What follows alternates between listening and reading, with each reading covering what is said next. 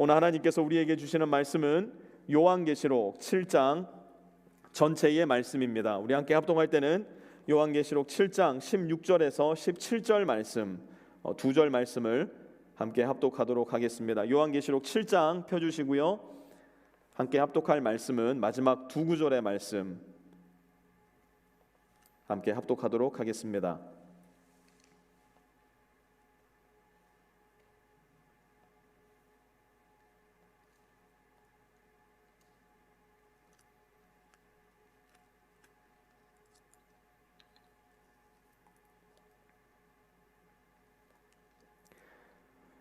지난주에는 음향 시스템이 별로 이렇게 잘 말을 듣질 않았는데요. 이번 주에는 또 제 아이패드가 지금 말을 잘 안 듣고 있습니다.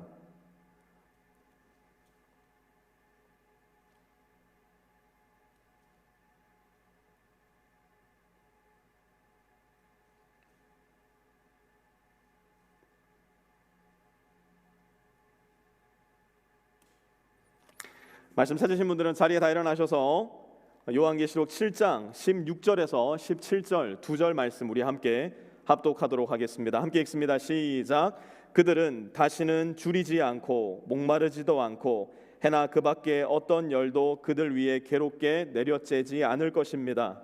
보좌 한가운데 계신 어린 양이 그들의 목자가 되셔서 생명의 샘물로 그들을 인도하실 것이고 하나님께서 그들의 눈에서 눈물을 말끔히 씻어주실 것입니다. 아멘. 자리에다 앉아주십시오.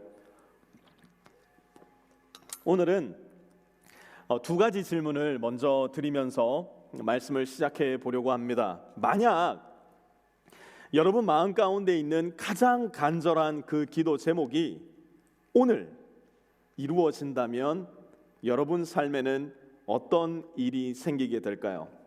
동시에 만약 오늘 하나님 마음 가운데 있는 가장 간절한 소원하심이 오늘 이루어진다면 어떤 일이 일어나겠습니까? 더 나아가 만약 오늘 나의 가장 간절한 그 기도와 하나님의 가장 간절한 그 소원하심이 만나게 된다면 저와 여러분의 삶 가운데는 어떤 일이 일어날까요? 오늘 우리가 함께 공부할 본문은 사실 기독교 역사 가운데서 많은 이들의 관심을 불러일으켰던 주제를 가지고 있습니다. 한 가지 문제가 있다면 오늘 함께 살펴볼 주제가 가리키고 있는 성경 말씀의 방향이 우리 마음의 관심과는 조금 다를 때가 많이 있었다는 것이에요. 다른 말로 하자면 오늘 본문이 가지고 있는 주제에 우리는 조금 무관심하고 오히려 오늘 본문을 우리의 관심으로 억지로 끌어당겨서 무리하게 오늘 본문을 해석했던 것이 우리 기독교 역사 가운데 자주 일어났던 사건이고 더 나아가 이런 표현이 가능하다면 사고였다까지도 저는 이야기를 하고 싶습니다. 그래서 오늘은 저와 여러분이 이 요한계시록 7장의 말씀을 한 절 한 절 신중하게 살펴보면서 그동안 우리가 범했던 요한계시록 7장을 둘러싼 실수가 무엇이었는가 함께 살펴보기를 원하고요. 우리는 이 실수를 어떻게 극복하고 오늘 말씀을 올바르게 이해할 수 있을까 함께 고민하면서 오늘 본문을 살피려고 합니다. 우리 1절 말씀부터 함께 보도록 하겠습니다. 그 뒤에 나는 천사 넷이 땅의 네 모퉁이에 서서 땅의 네 바람을 붙잡아서 땅이나 바다나 모든 나무에 바람이 불지 못하게 막고 있는 것을 보았습니다. 요한이 7장에서 본 환상은 천사 넷이 땅의 동서남북 네 기퉁이에 서서 바람을 불어오지 못하도록 붙잡고 있는 환상이었습니다. 6장에서 계속되었던 봉인 심판이 6개의 봉인을 떼고 난 후에 7개의 봉인이 열리기 전 잠시 멈추어져 있는 상태가 된 겁니다. 땅의 네 바람은 유대인들에게 있어서는 이 세상을 심판하는 하나님의 도구로서 인식되던 것이었습니다. 이 네 바람이 땅의 동서남북에서 불어올 때에 이것을 피할 수 있는 사람은 아무도 없다라는 것을 유대인들은 잘 알고 있었어요. 6장의 마지막 말씀을 기억하십니까? 더 이상 숨을 데가 없어진 이 땅 위의 모든 사람들이 무엇이라고 이야기합니까? 누가 이것을 버티어 설 수 있겠습니까? 라고 이야기를 했었습니다. 절규하고 있던 바로 그때에 아무도 이 환난을 피할 수가 없구나, 눈을 꼭 감고 이제는 끝이라고 생각하고 있던 그때에 갑자기 온 땅이 고요해져 버립니다. 신라를 뜨고 가느다랗게 실눈을 뜨고 도대체 무슨 일이 일어났는가를 살펴보았더니 이제 7번째 봉인이 떼지기 전 천사 넷이서 동서남북의 바람을 붙잡고 있는 그 장면을 요한은 발견하게 된 것이에요. 2절 이어서 보십시오. 그리고 나는 다른 천사 하나가 살아계신 하나님의 도장을 가지고 해돋는 쪽에서 올라오는 것을 보았습니다. 그리고 요한이 또 가만히 보니까 또 다른 천사가 한 명이 등장을 하는데 그 천사의 손에는 다름 아닌 하나님의 도장이 들려 있는 것을 발견하게 되었어요. 우리의 성경 세 번역에서는 도장이라고 번역을 했고요, 개역 개정에서는 인이라는 단어로 번역을 해놓았는데요. 여러분, 우리 한국말 중에도 그런 표현이 있지 않습니까? 내가 너 도장 찍었어, 이런 이야기를 간혹 하지 않습니까? 무슨 비유적인 표현입니까? 너는 내 거야 라는 표현 아니겠습니까? 그런데 고대 로마 사회에서 인을 찍었다, 도장을 찍었다, 이 의미는 단순히 너는 내 거야 라고 하는 애정적인 표현에 머무는 것이 아니었어요. 우리의 그러한 표현보다 훨씬 더 엄중하고 무거운 의미가 담겨 있는 것이 인을 찍었다, 도장을 찍었다라는 의미였습니다. 그 누구도 내가 찍은 도장, 나의 인이 찍힌 그 계약 파기할 수 없습니다라는 의미가 들어 있었어요. 특별히 오늘 2절에서 보게 되는 하나님의 도장이라고 할 때 이 도장이라는 단어는 헬라어 스프라기스라는 단어에서 번역이 된 단어인데요, 이 단어는 특별히 황제가 썼던 편지를 봉인할 때 쓰이던 단어였습니다. 편지를 써서 그 편지를 봉투에 넣고 편지 봉투를 접은 후에 어떻게 합니까? 고대 사회에서는 끈으로 그것을 잘 묶었습니다.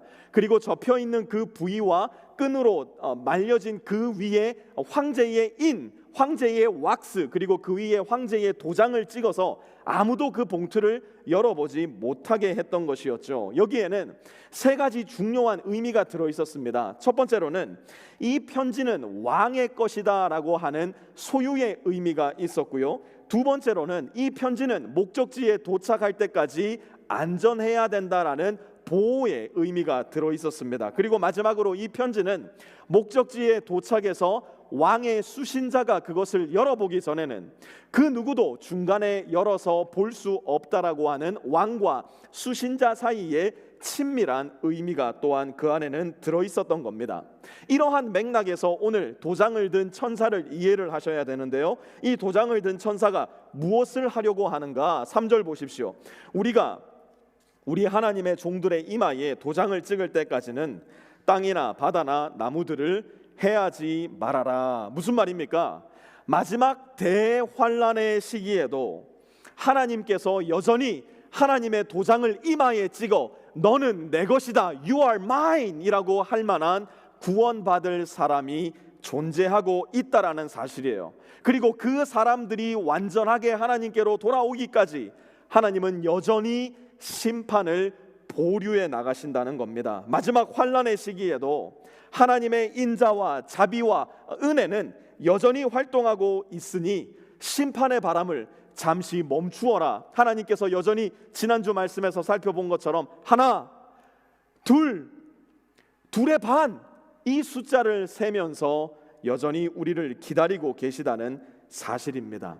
오늘은 7장의 말씀을 조금 더 구체적으로 이해하기 위해서 네 가지 질문을 중심으로 오늘 말씀을 살피려고 합니다. 먼저 마지막 대환란의 때 7장의 말씀에 등장하는 우리가 그토록 궁금해하는, 그리고 기독교 역사 속에서 너무나 많은 오해를 불러일으켰던 14만 4천 명의 존재는 도대체 누구인가 먼저 살펴볼 거고요, 두 번째 마지막 대환란의 때 하나님의 은혜의 수혜자 큰 무리는 도대체 누구일까 함께 살펴볼 겁니다. 세 번째로 하나님의 은혜를 입은 자들의 탄성은 무엇일까? 그리고 마지막으로 은혜를 입은 자들의 역할에 대해서도 함께 살피고 말씀을 마무리하려고 합니다. 먼저 대환란의 때 하나님의 은혜의 수혜자 14만 4천 명은 도대체 누구일까? 먼저 함께 살펴보겠습니다. 4절에서 8절까지 함께 봅니다.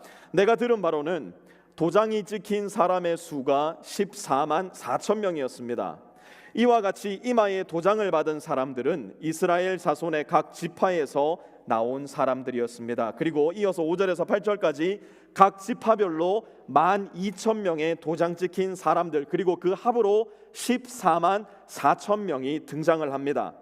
아마 한국에서 신앙생활을 하셨거나 미국에서 신앙생활을 하셨더라도 요한계시록 말씀을 한 번이라도 들어보신 분들은 이 14만 4천 명에 대한 이야기를 한 번쯤은 들어보셨으리라 생각을 합니다. 이 말씀은 크게 두 가지 방법으로 해석이 가능합니다. 첫 번째는 문자적으로 이 구절을 해석하는 방법이고요, 두 번째로는 상징적으로 본 구절을 해석하는 방법입니다. 문자적으로 본문을 해석하면 14만 4천 명은 당연히 이스라엘 민족일 수밖에 없고요, 14만 4천 명 역시도 정확한 숫자여야만 합니다. 상징적으로 본문을 해석하면 14만 4천 명은 교회 혹은 교회 이외에 인간이 만들어낸 어떤 종교적 단체도 가능하도록 해석이 되고요, 14만 4천 명이라는 숫자도 얼마든지 부풀려질 수도 있고 축소될 수도 있는 단어입니다. 그러면 제가 한 가지 질문을 드리겠습니다. 다시 7장 4절부터 8절까지 띄워주시고요. 여러분의 눈에는 이 말씀을 가만히 보았을 때 이 구절이 문자적으로 해석이 가능한 구절입니까? 아니면 문자적으로는 도무지 해석이 불가능한 구절입니까? 제 입장에서 보았을 때는 본 구절은 문자적으로도 해석이 가능하고 상징적으로도 해석이 가능합니다. 자, 그렇다면 우리가 이 구절을 해석하는 데 있어서 대단히 중요한 기준 한 가지는 이 구절을 해석할 때 우리의 해석의 일관성이라는 사실입니다. 20세기 이후에 쓰여진 가장 좋은 요한계시록 주석 중에 하나라고 불리는 닥터 로버트 마운스의 요한계시록 주석이 있는데요, 7장에 이르러서 이 마운스 교수는 조금 의아하게 7장의 말씀을 해석하기 시작을 합니다. 7장 1절에서 2절의 말씀을 주의하면서 이 로버트 마운스 교수는 독자들에게 질문합니다. 1절과 2절 말씀이 문자적으로 해석이 가능하겠습니까? 상징적으로 가능하겠습니까? 라고 묻습니다. 그리고 그는 대답합니다. 1절과 2절 말씀 속에서 도대체 상징적으로 해석해야 될 구분이 어디에 있느냐라고 반문을 하는 겁니다. 요한이 보았다고 한 것, 요한이 들었다고 한 것 중에 문자적으로 받아들이지 못한 부분은 한 군데도 없다라고 이야기를 합니다. 천사가 지구 내 기퉁이에서 바람을 잡고 서 있는 모습, 다른 천사 하나가 하나님의 도장을 들고 등장하는 것, 이것은 모두 문자적 해석이 가능하다라고 닥터 마운스는 주장을 합니다. 그런데 갑자기 태세를 전환해서 4절에서 8절까지의 내용은 문자적 해석이 아니라 상징적 해석으로 시도를 해야 된다라고 주장을 합니다. 물론 우리가 앞에서 살펴보았던 요한계시록 6장이나 요한계시록 2장에 있었던 4장에 있었던 내용, 하나님의 모습은 벽옥 같고 빛이 옷 같다라고 하는 이러한 비유적 표현은 당연히 상징적으로 받아들여야 되는 것이 올바른 성경 해석 방법입니다. 또한 지난주 본문에 등장했었던 자연재해에서도 하늘이 두루마기 같이 말렸다, 별들이 무화과 나무 열매 떨어지듯 떨어졌다라는 표현, 이것은 당연히 상징적으로 받아들여야 되는 표현입니다. 그런데 오늘 본문 4절에서 8절에는 그 어디에서도 비유적 표현 장치가 등장하지가 않아요. 이러한 경우에는 1절과 2절 말씀을 해석하면서 문자적으로 받아들였던 것과 마찬가지로 4절에서 8절까지의 내용도 문자적으로 받아들여야 마땅하다는 것입니다. 그런데 이런 문자적 해석에는 기독교 역사적으로 조금 무리한 역사를 가지고 있었던 것이 사실이에요. 한 가지 문제가 있었는데 그 문제가 뭐냐? 이 구절을 문자적으로 해석하기에는 이스라엘이 더 이상 역사상 존재하지 않았다는 사실이에요. 이스라엘 사람들은 여기저기에 흩어져 살고 있었는지 모르겠지만 이스라엘이라는 땅이 더 이상 이 땅 가운데 존재하지 않았다는 사실이죠.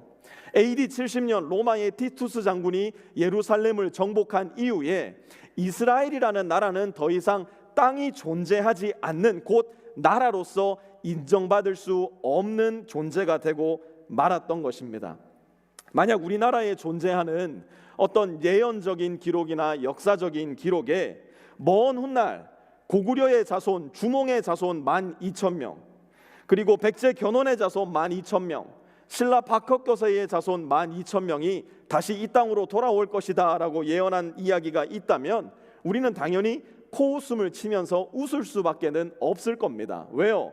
더 이상 고구려, 백제, 신라가 땅으로서 존재하는 나라가 아니기 때문이에요. 땅이 없으니 당연히 자손도 존재할 수가 없는 것이죠. 그러니 이스라엘 지파의 이름들, 7장에 등장하는 이스라엘 지파의 이름들도 우리 눈에는 조금 우습게 보이는 겁니다. 아니, 땅도 없는데 무슨 자손들이 있겠는가? 우리의 질문이 될 수밖에 없었던 것이죠. 그런데 여러분, 정말 놀라운 일이 일어납니다. 믿을 수 없는 일이 일어나요. 1948년에 무려 2000년 가까이 땅 없이 전 세계를 유리방황하며 무수한 고초를 겪었던 이스라엘이 이전 자기 조상들의 땅으로 돌아와 이스라엘이라는 나라를 재건국하기에 이른 것입니다. 인류 역사 속에 땅을 잃어버린 지 2000년 가까이 된 민족이 다시 예전 그 땅을 찾아서 2000년 가까이 전 세계 이곳저곳에 흩어져 있던 사람들이 2000년 전 뿌리를 되찾아 거기에 돌아가 나라를 건국한 역사는 우리 인류 역사에 찾아볼 수 없는 정말 그야말로 희한하고 재미있는 역사인 겁니다. 오늘날 우리나라에도 고구려와 발해의 영광을 되찾자라고 이야기하시는 분들이 있어요. 그런데 우리 모두는 다 압니다. 우리 그 영광 못 찾습니다. 요동 땅이 우리의 나라가 되는 일은 없을 겁니다. 왜요? 그냥 그건 불가능한 일이라는 걸 우리는 알아요. 그런데 그 불가능한 일이 이스라엘이라는 나라에는 실제적으로 일어난 현실이 된 거예요. 여전히 남아있고 여전히 살아있는 이스라엘 민족을 향한 하나님의 약속을 보여주시는 매우 중요한 힌트가 저와 여러분이 살아가고 있는 이 시대의 이 역사 속에 저와 여러분의 눈앞에 펼쳐지게 된 겁니다. 사도 바울의 말을 한번 들어보십시오. 로마서 11장 25절에서 26절입니다. 형제자매 여러분, 나는 여러분이 이 신비한 비밀을 알기를 바랍니다. 그것은 여러분이 스스로 현명하다고 생각하는 일이 없게 하려는 것입니다. 그 비밀은 이러합니다. 이방 사람의 수가 다 찰 때까지 이스라엘 사람들 가운데서 일부가 완고해진 대로 있으리라는 것과 온 이스라엘이 구원을 받게 되리라는 것입니다. 마지막 날 하나님은 여전히 남아있는 이스라엘 백성들을 구원하실 것이라는 하나님의 약속인 거예요. 그리고 4절에서 8절에 말씀하고 있듯 하나님은 모든 지파들의 숫자를 하나하나 세셔서 하나님의 약속을 반드시 이루어내실 것이라는 사실입니다. 우리 한국 교회의 상황과 관련해서 이 구절을 상징적으로 해석했을 때 우리가 직면하게 될, 그리고 그동안 우리 한국교회 역사 속에서 직면해 왔었던 위험성을 한 가지만 더 말씀드리고 다음 구절로 넘어가도록 하겠습니다. 이 구절을 상징적으로 받아들였을 때 수많은 이단들에게 기회를 열어주는 그런 모습이 되고 말았었습니다. 상징은 말 그대로 상징이기 때문에 얼마든지 인간의 상상력을 발휘해낼 수만 있다면 내 마음대로 그 말씀을 왜곡시킬 위험성도 그 안에는 내포되어 있기 때문이에요. 우리나라 대다수 이단의 시초라고 불리는 천부교의 박태선, 그는 14만 4천 명을 채워야 마지막 때가 온다고 속히 구원자인 자기에게로 나와서 14만 4천 명의 숫자에 먼저 들어가라고 사람들의 마음을 미혹했습니다. 그 이후로 천부교에서 지대한 영향을 받은 신천지의 이만희는 동일한 메시지로 14만 4천 명의 숫자에 먼저 들어와서 구원을 받아야 된다고, 빨리 서두르라고 그렇게 사람들을 미혹하고 자기를 보혜사라고 지칭하기도 했었죠. 이 제한된 숫자는 엄청난 종교심을, 또한 더 나아가 경쟁심을 우리의 마음 가운데 불러일으킵니다. 이 숫자 안에 들어가야 된다, 이 숫자 안에 들어가지 않으면 영원히 멸망받는다라는 거짓 메시지 때문에 가족도 버리고 직장도 버리고 집 팔고 땅 팔아서 저 경기도 과천에 모여서 사는 사람들이 그토록 많아져 버리고 만 겁니다. 다행스럽게도 천부교의 박태선은 14만 4천 명을 못 채우었습니다. 그리고 죽었어요. 그러니 천부교도 자연스럽게 사라져 버렸습니다. 그런데 불행하게도 이만희의 신천지는 이미 14만 4천 명을 훌쩍 넘겨버렸어요. 그런데 이만희가 이야기했던 그 마지막 날, 끝날이 왔습니까? 안 왔습니까? 안 왔습니다. 지난주에도 말씀드렸지만 혹시라도 신천지 성도 중에, 신도 중에 오늘 예배를 우연찮게 같이 드린 분이 계시다면 이 사실 한 가지만 보아도 이만희는 거짓 선지자라는 사실, 거짓 선생이라는 사실을 잘 알 수 있습니다. 그동안 여러분이 드렸던 종교심, 그동안 여러분이 드렸던 여러분의 헌신이 아무리 아깝다고 하더라도 이 거짓된 말씀에 빠져 있다면 결국 여러분은 영혼의 멸망을 받게 될 겁니다. 하루속히 이만희의 신천지로부터 여러분들 빠져나오셔야 됩니다. 14만 4천 명이 되었는데도 끝날이 오지 않으니까 이만희가 어떤 교리를 새롭게 만들어내었느냐, 하늘에서 다스릴 14만 4천 명이 따로 있고 땅에서 다스릴 14만 4천 명이 따로 있다라고 신천지의 교리를 수정해버렸어요. 7장의 말씀을 상징적으로 해석하니까 자기 마음에 맞는 대로 코에 걸면 코걸이, 귀에 걸면 귀걸이가 되어버리는 겁니다. 문자적으로 해석이 가능한 말씀을 상징적으로 해석했을 때 일어나게 되는 큰 위험을 사실 우리 한국교회는 지금 직면하고 있는 겁니다. 저는 7장의 말씀을 상징적으로 조심스럽게 해석하시는 분들을 존중합니다. 저와 가까이 지내시는 분들 중에도 저보다 학식도 훨씬 높고 영성도 훨씬 좋으신 분들이 7장의 말씀을 상징적으로 받아들이시는 분들이 많이 있습니다. 우리 교회 안에서도 7장의 말씀, 더 나아가 요한계시록 말씀 여기저기를 저와는 다르게 해석하시는 분들이 충분히 계실 수 있어요. 우리는 이단의 극단적인 상징주의를 배제하되 명확하게 단정할 수 없고 교리화할 수 없는 부분에 대해서는 조금 더 열린 마음과 서로를 배려하는 마음으로 요한계시록 말씀을 대해야 한다는 사실을 오늘 본문을 공부하면서도 다시 한번 우리 마음 가운데 다짐해야 합니다. 두 번째로, 그렇다면 이 은혜의 수혜자 14만 4천 명 말고 이제 9절에 등장하는 큰 무리는 도대체 누구일까 이어서 살펴보도록 하겠습니다. 여러분, 제가 성경을 읽고 해석할 때는 늘 문맥을 잘 붙잡고 계셔야 된다고 제차 3차 계속 말씀드리지 않습니까? 지금 우리가 함께 공부하고 있는 요한계시록 7장은 대환란의 시기, 곧 인류 종말의 시기에 일어날 일들을 요한이 본 환상을 통해서 우리는 그야말로 살짝 들여다보고 있는 겁니다. 그런데 이 마지막 때 대환란의 시기에 무슨 일이 일어나는가를 보았더니 전무후무한 대부흥이 일어난다는 겁니다. 그렇다면 이 대부흥의 시작은 어디로부터냐? 이 대부흥의 시작은 바로 4절에서 8절에 기록된 이스라엘의 부흥에서부터 시작될 거라는 사실이에요. 하나님께서 구원하시기로 작정하신 14만 4천 명의 부흥이 가지고 온 결과가 곧 9절이라는 겁니다. 9절 한번 보십시오. 그 뒤에 내가 보니 아무도 그 수를 셀 수 없을 만큼 큰 무리가 있었습니다. 그들은 모든 민족과 종족과 백성과 언어에서 나온 사람들인데 흰 두루마기를 입고 종려나무 가지를 손에 들고 보좌 앞과 어린 양 앞에 서 있었습니다. 성경을 전체적으로 읽다 보면 하나님은 좀 너무하신다 싶을 정도로 본인이 하신 약속을 철저하게 지키시는 약속의 하나님, 신실하신 하나님임을 발견하게 됩니다. 여러분, 이스라엘 민족의 조상이 누굽니까? 아브라함 아닙니까?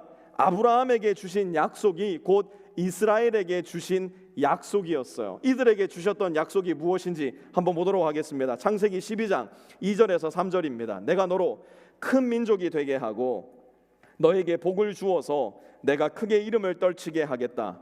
너는 복의 근원이 될 것이다.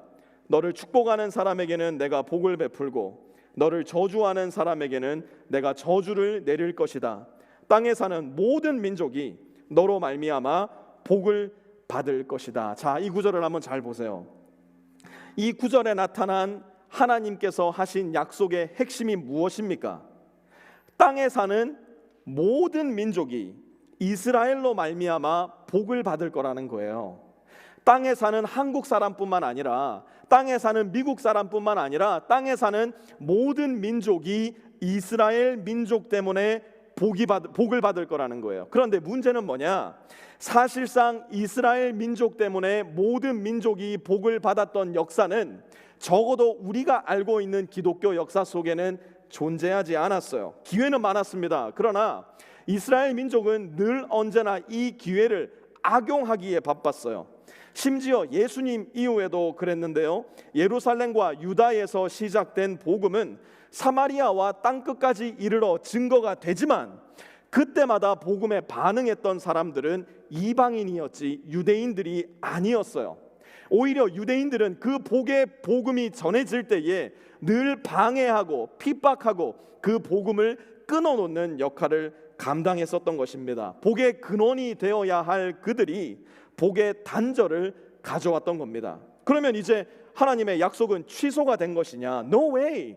하나님의 약속은 취소될 수가 없다는 겁니다. 마지막 날 마침내 하나님께서는 먼저 구원할 유대인들을 통해서 아무도 그 수를 셀 수 없을 만큼 큰 숫자의 사람들을 구원해 내실 거라는 사실입니다. 창세기 12장 다시 한번 보세요. 내가 너로 큰 민족이 되게 하고 너에게 복을 주어서 내가 크게 이름을 떨치게 하겠다. 같이 한번 읽습니다. 시작. 땅에 사는 모든 민족이 너로 말미암아 복을 받을 것이다. 땅에 사는 어떤 민족이요? 모든 민족이, 한두 민족이 아니라 모든 민족이 너로 말미암아 복을 받을 것이다. 이어서 우리가 방금 보았던 요한계시록 7장 9절도 다시 한번 보세요. 그 뒤에 내가 보니 아무도 그 수를 셀 수 없을 만큼 큰 무리가 있었습니다. 그들은 어떤 민족이라고요?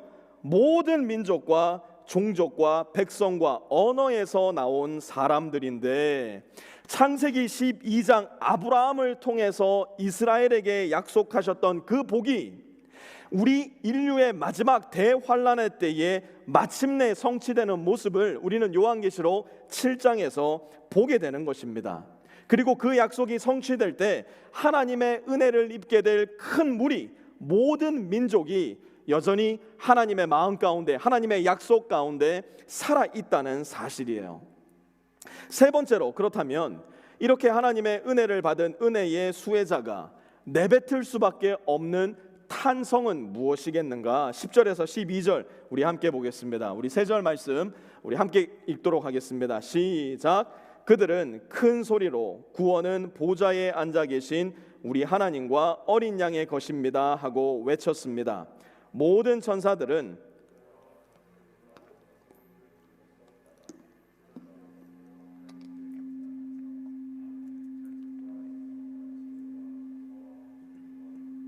힘이 우리 하나님께 영원 무궁하도록 있습니다. 아멘 하고 말하였습니다. 여러분, 이 탄성은 마지막 대환란의 때 구원받을 성도들의 탄성일 뿐만 아니라 지금 이 땅을 살아가는 구원받은 하나님의 자녀들인 저와 여러분의 탄성이 되어야 하기도 합니다. 그런데 이 탄성을 가만히 들여다보면 두 가지 타협할 수도 없고 변할 수도 없는 중요한 교리가 도출이 되는데요.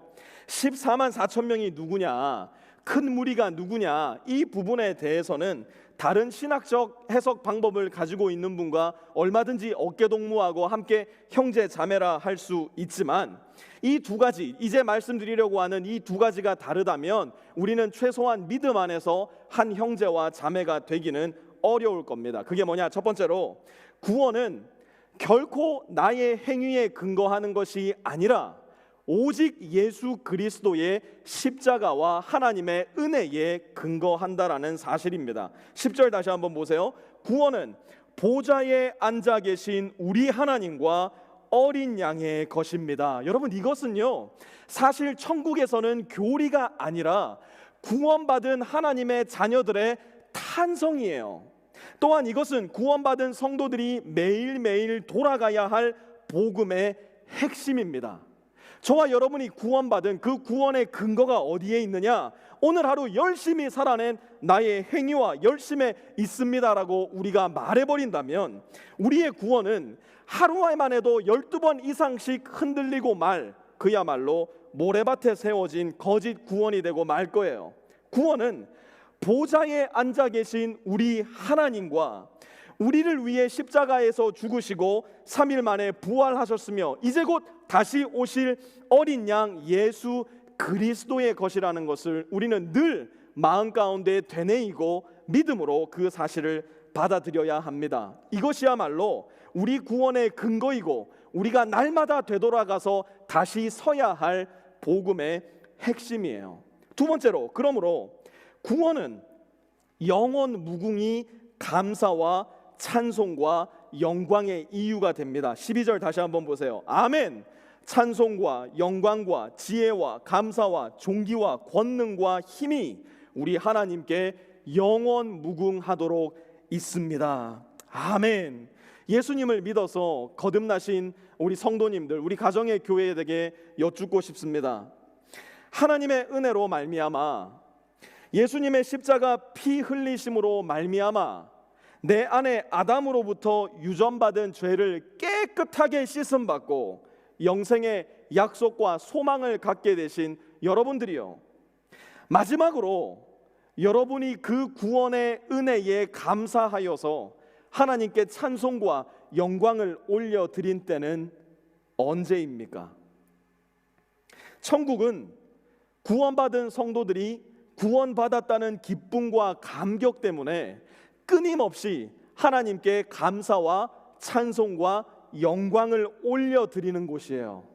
그곳에 다다르면 아이고 내가 진짜 여기 안 왔으면 큰일 날 뻔했구나 라는 삼위일체 하나님의 아름다우심과 은혜로우심을 그야말로 내 눈과 눈으로 직접 마주하게 될 곳이기 때문에 구원은 보좌에 앉아 계신 하나님과 우리의 어린 양 예수께 있습니다. 고백하지 않고서는 견딜 수 없는 장소가 될 거라는 사실이에요. 그러므로 이미 구원받은 저와 여러분은 이미 오늘 여기에서부터 천사들과 하나님의 나라에 이미 가 있는 성도들의 고백, 구원은 우리의 하나님과 우리의 어린 양 예수 그리스도께 있습니다. 모든 찬양과 존귀와 영광을 주님 홀로 받으십시오. 이 탄성이 이미 오늘 여기에 있는 저와 여러분의 탄성이 되어야 한다는 사실입니다. 마지막으로 이 은혜의 수혜자의 역할은 무엇일까?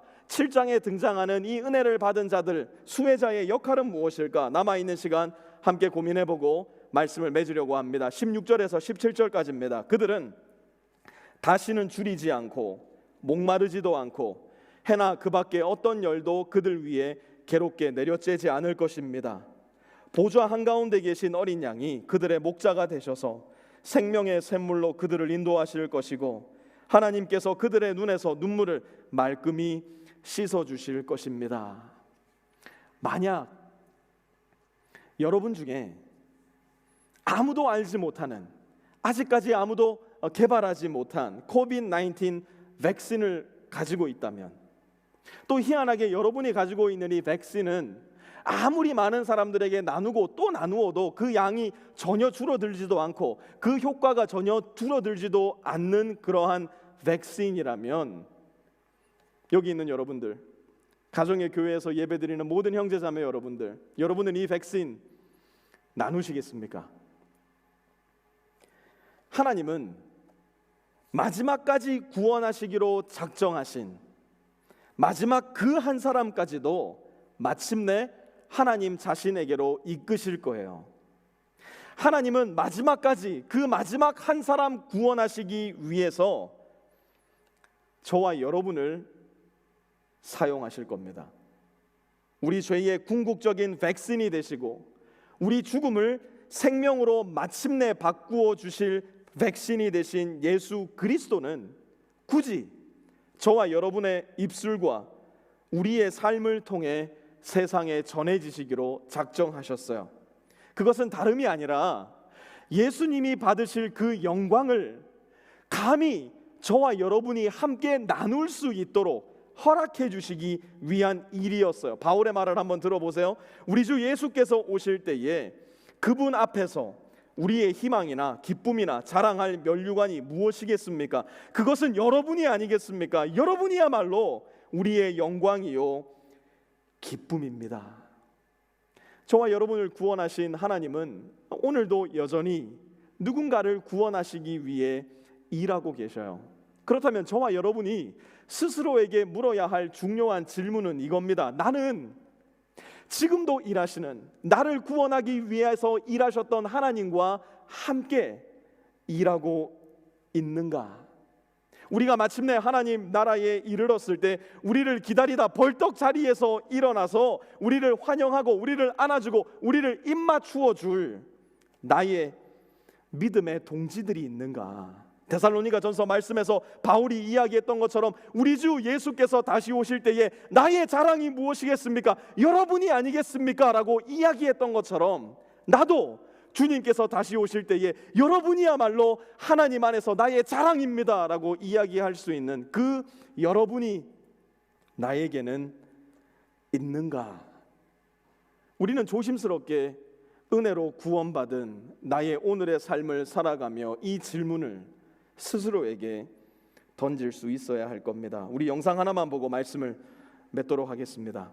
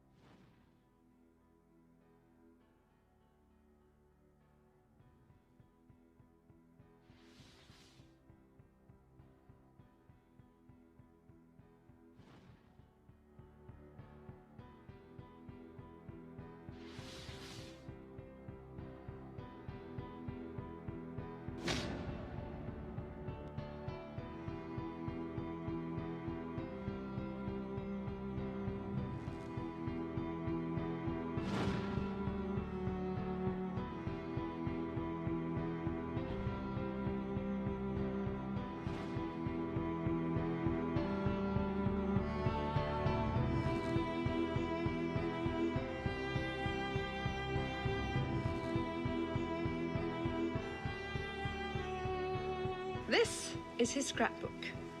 There are all kinds of fascinating pictures in it. Perhaps you can see this is a picture of Nicholas Winton himself with one of the children he rescued. Back here is the list of all the children. This is Vera Diamond, now Vera Gissing. We did find her name on his list. Vera Gissing is with us here tonight. Hello, Vera. And I should tell you that you are actually sitting next to Nicholas Winton.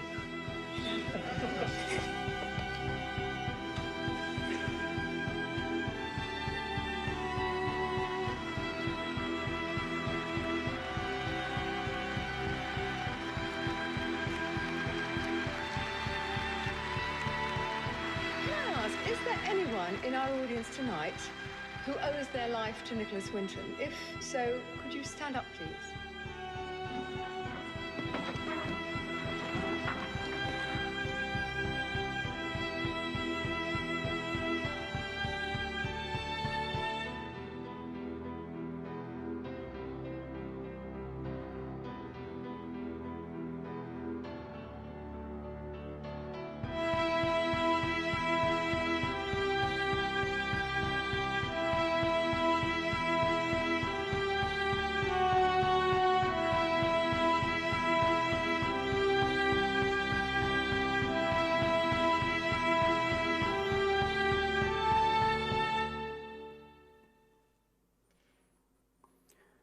주님을 뵙게 되는 그날, 여러분은 무엇을 자랑하시겠습니까? 주님 보십시오, 제가 이렇게 좋은 차를 타고 다녔습니다.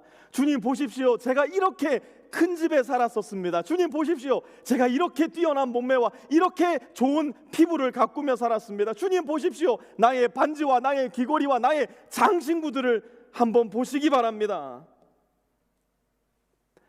홍옥과도 같고 벽옥과도 같고 비치옥과도 같은 하나님께 우리의 장신구가 무슨 의미가 있겠으며, 온 우주를 창조하시고 온 우주를 소유하신 그분께 내 집 크기와 내 차 크기가 도대체 무슨 자랑이 될 수 있겠습니까?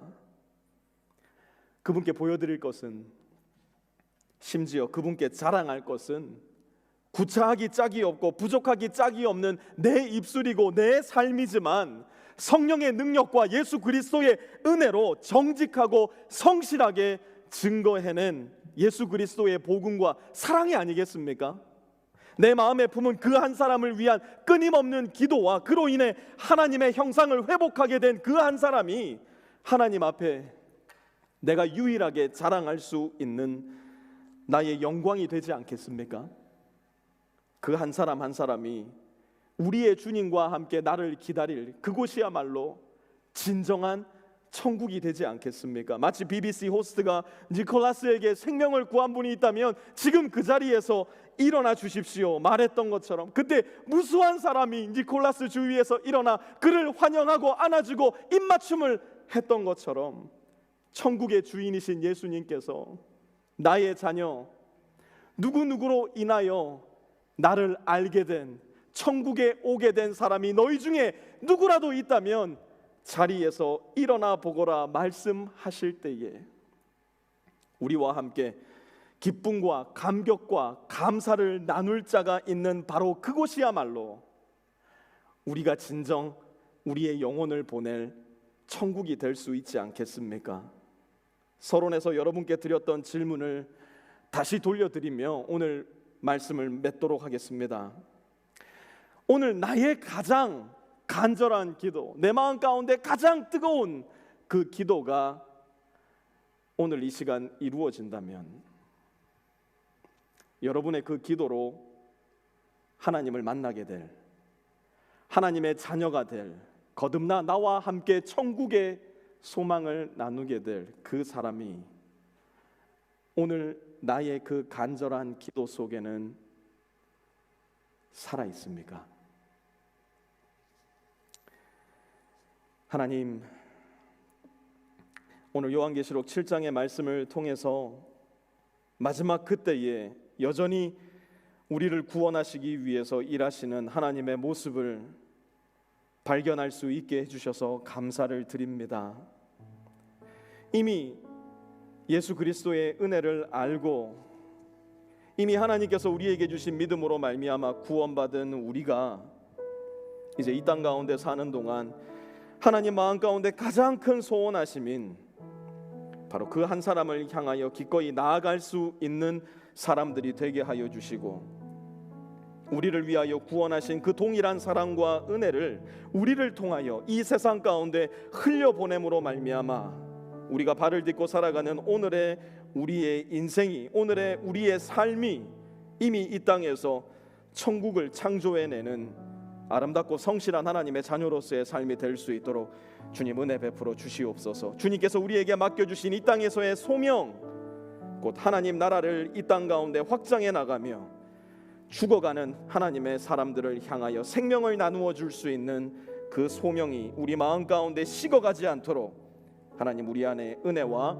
능력으로 함께하여 주시옵소서. 감사드리며 예수 그리스도의 이름으로 간절히 기도드려 싸움나이다. 아멘.